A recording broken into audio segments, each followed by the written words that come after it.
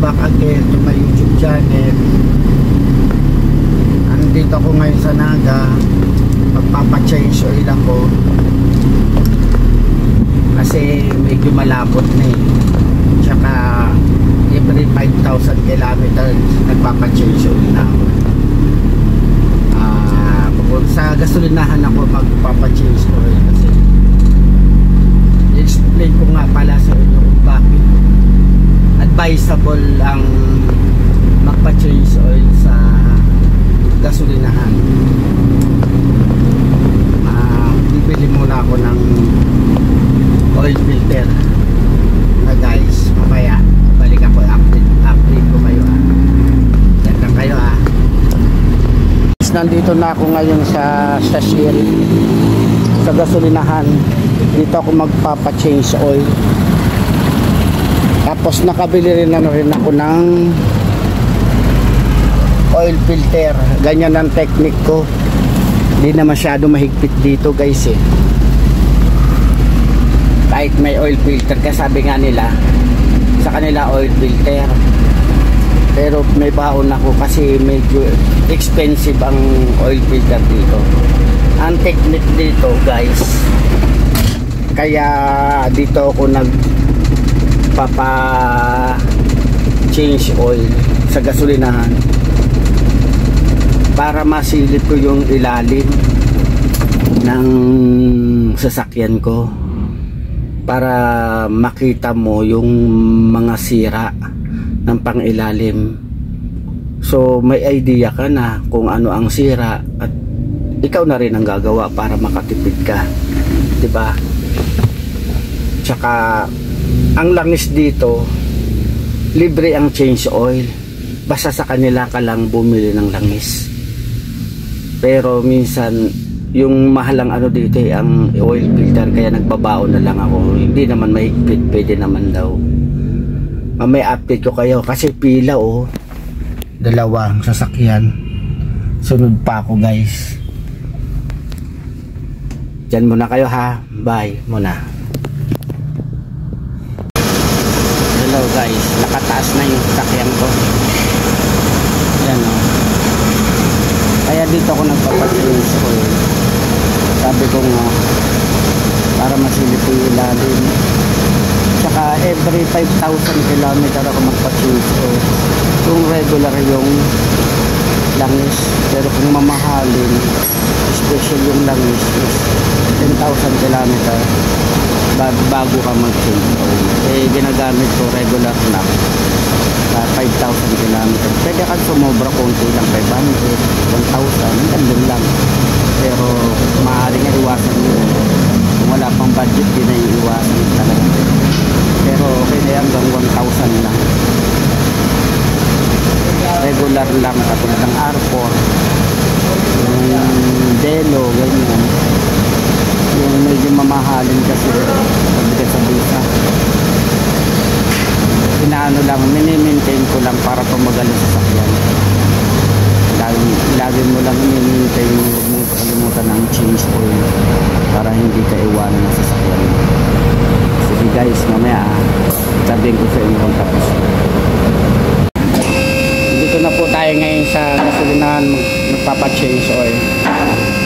Yan, inaangat na yan ang advisable sa gasolinahan, nakikita yung ilalim. Kaway ka naman sa vlog ko nung. Thank you. Siya yung mekaniko ko. Isilip ng pangilalim. Tapos magpapa-change oil na rin ako, mga guys. Masisilip na natin yung pangilalim.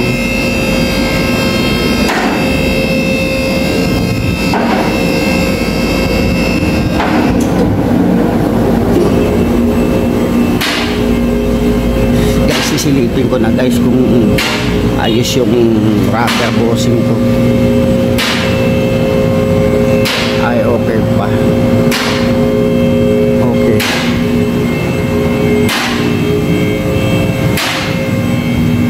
Ay. Dito medyo durog na. Medyo durog na. Magpapalit tayo nito. Tapos dito ay tumutulo na yan nung Speedometer yan, sir. this is speedometer. Oo. Ay dito yung sa harap. Wala naman. Sa ano yan? Oil seal. Oo, sa loob, sa may Tas- ito ng ano eh, release bearing sa loob. Ito pala speedometer o baka kulang sa higpit. Hindi, ano yan, sir eh. Oil seal yan eh. Oh. May seal din yan eh. O-ring, no? Oo, parang o-ring. Ah. Hindi naman yan, sir, naluwag basta-basta. So papalitan yan ano? Oo po. Okay, salamat nung. Meron pa pala. Eh, may sa taas anong ano sa taas? O yung kasama na yan dyan? No, basa eh. Sa ano yan? Ito yung sa ano, sa transmission mismo yan. Kapag nagpapalit ka ng mga gear, yung loob niyan, ano rin yan, o-ring din. O-ring din ano?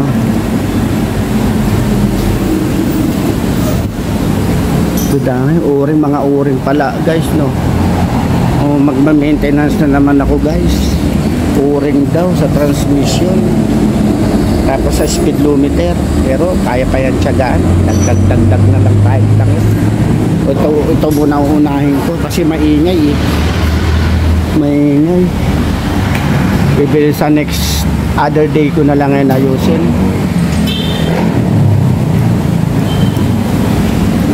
Yan lang kayo guys, mamaya naman update ko kayo.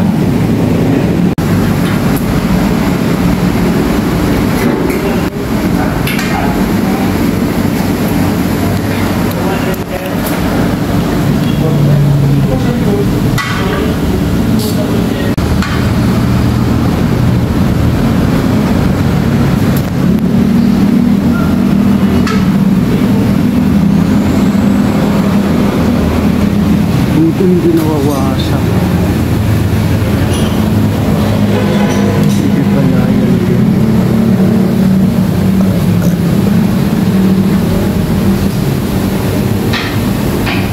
Pwede pala yan dyan ano?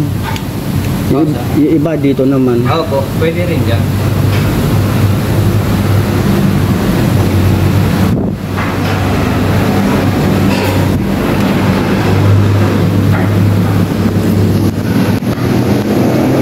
Sumulye, okay, walang putol. Check. Yung shock absorber, walang tagas. Check. Absorber, check. Mulye, walang putol. Ano nga nung kung kalog yung bearing.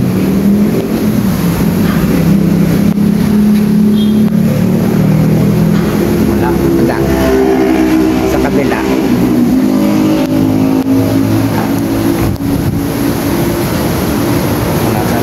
Wala. Salamat nung wala. So, sir, oh. Saan? And, tire din. Tire in. Kalog ano? Opo. Tire in. Nadagdagan na naman guys. Tire in. Saka ko na yan paayos.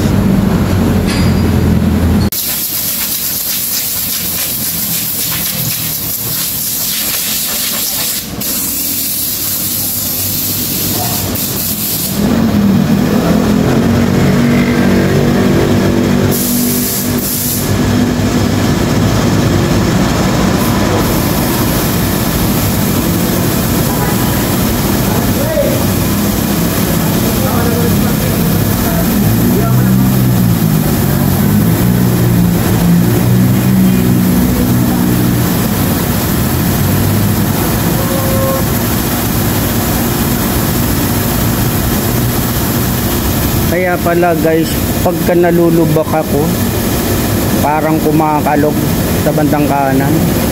Tire in. Pag-ipunan na muna natin bago magpalit.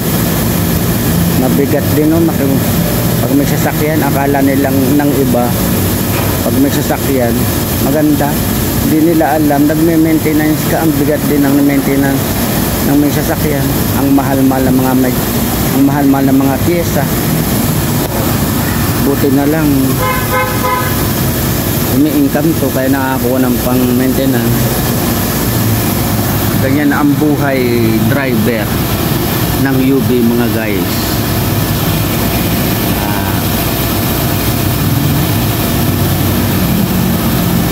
Tapos na, nakabayad na. Papunta na tayo ng terminal. Nasaan na yung mekaniko? Nung okay na, bayad na ako. Pakiano lang no, actress ako. Papunta na tayong terminal guys. Ayos na. Changes na tayo. Laban na naman sa biyahe.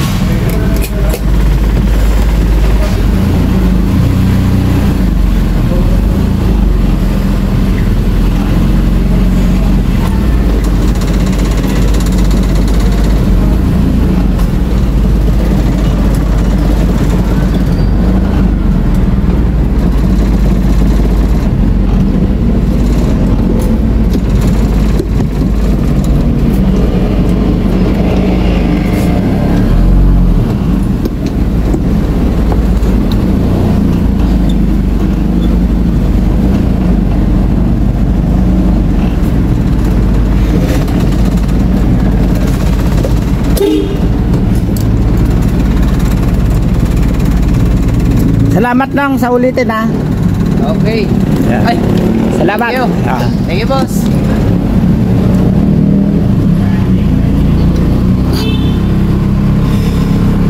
Hello guys.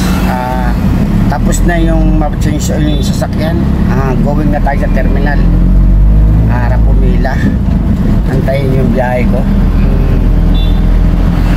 Paki-share na lang po yung video na to para makatulong.